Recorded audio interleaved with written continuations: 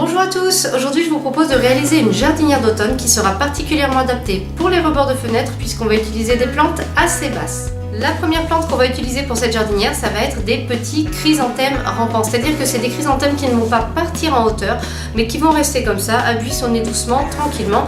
Ils ne sont pas très hauts, on a moins de 10 cm de hauteur, donc comme je le disais en introduction, c'est particulièrement adapté pour un rebord de fenêtre. Alors les chrysanthèmes, sinon, je ne m'étends pas sur ces plantes, tout le monde les connaît plus ou moins, au moins de nom.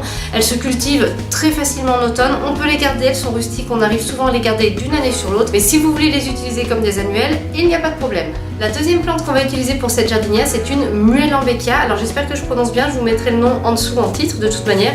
Alors c'est une petite plante que j'ai choisie pour apporter un petit peu de feuillage. Elle devrait aller très bien avec ces petits chrysanthèmes qui ont un feuillage assez foncé, puisque là aussi, vous voyez, les fleurs sont foncées, elles sont toutes petites et elles peuvent s'étendre.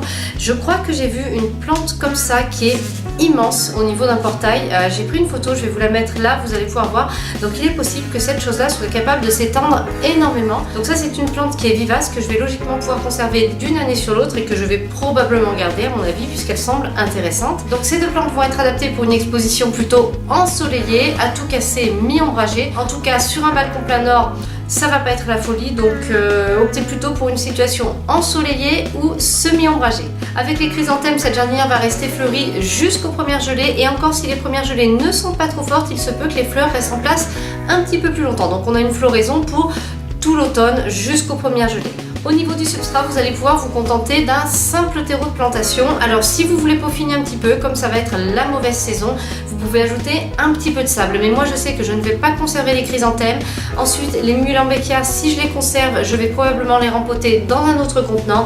Donc là, on ne se prend pas la tête, on va simplement utiliser un bon terreau de plantation. Au niveau du contenant, même principe, on va rester sur quelque chose qui peut rester assez petit puisque ça va être une jardinière provisoire, une jardinière pour une saison. Donc une jardinière de 20 cm de profondeur, c'est largement suffisant, et pensez à prendre assez de plantes pour qu'elles soient assez serrées puisque forcément quand c'est la mauvaise saison, les plantes ne se développent pas forcément très vite, pas aussi vite qu'à la belle saison. Donc si vous voulez avoir une jardinière bien dense, n'hésitez pas à serrer un petit peu les pieds. Cette jardinière ne vous demandera quasiment aucun entretien.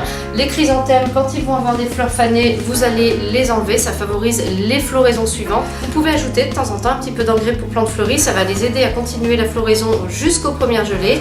Sinon, au niveau des arrosages, tant qu'il fait bon, tant qu'il y a du soleil, tant qu'on est en septembre, on pense à arroser assez souvent. Ensuite, si la jardinière prend les intempéries, on laisse faire la nature, il pleut bien assez souvent en général pour que ça suffise.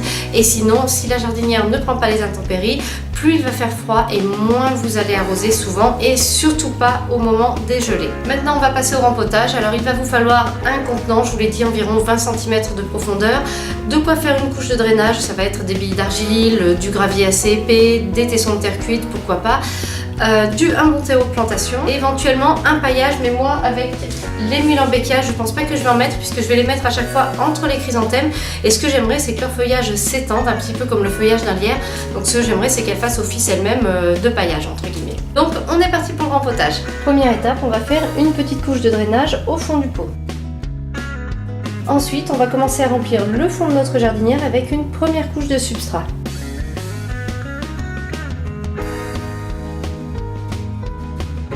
Alors maintenant on va commencer à placer nos plantes. Alors si jamais vos potées ne sont pas très humides, n'oubliez pas de les tremper dans l'eau avant, ça permet aux racines de mieux s'installer dans le nouveau substrat. Les miennes sont encore bien humides, donc pas la peine que je les gorge d'eau un peu plus. Là vous voyez que je plante assez serré, c'est un choix. Alors là j'ai quand même les mottes qui arrivent pas très loin du haut du pot, donc je peux pas les remonter plus, on a l'impression qu'elles sont presque trop basses, mais en fait elles sont à la bonne hauteur. Et je fais exprès de me laisser les deux Muellenbeckia du même côté, comme ça j'espère qu'ils vont pouvoir retomber par ici et que ce sera assez joli vu d'en bas. Voilà, et comme ça j'aurai les fleurs du côté de ma fenêtre, ce sera assez sympa. Étape suivante, on va ramener du substrat entre les potées. Alors à cette étape, procédez doucement de manière à ne pas abîmer le feuillage ou les fleurs des plantes qu'on est en train de rempoter. Et voilà, notre jardinière est prête, donc vous pouvez la mettre en place. N'oubliez pas de l'arroser une première fois, c'est très important d'arroser juste après le rempotage, ça permet aux plantes de bien s'installer et aux racines de s'étendre dans le nouveau substrat. Cette vidéo est maintenant terminée, j'espère qu'elle vous a plu. Si vous avez des remarques, des questions, n'hésitez pas à les poster en commentaire. Merci et à bientôt pour une nouvelle vidéo.